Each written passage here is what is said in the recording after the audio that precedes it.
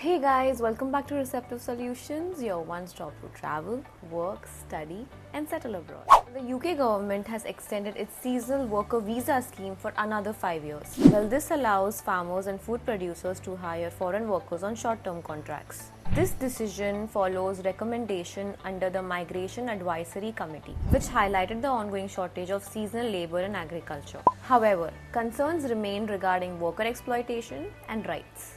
Well, what is the UK Seasonal Work Visa? The UK Seasonal Worker Visa is designed for overseas workers who are ready to take agriculture jobs, such as fruit picking, vegetable harvesting and other farming related tasks. Well, let's discuss the quick application process for Seasonal Worker Visa. Number 1 is to find an approved scheme operator. Number 2 is receive certificate of sponsorship. Number 3 is apply online. And number 4 is pay fees and provide biometrics. The fifth number is wait for a decision. What are the key features of extended scheme?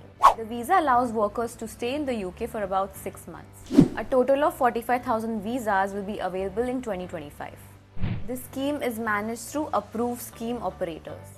Workers are restricted employment in the horticulture and poultry scheme.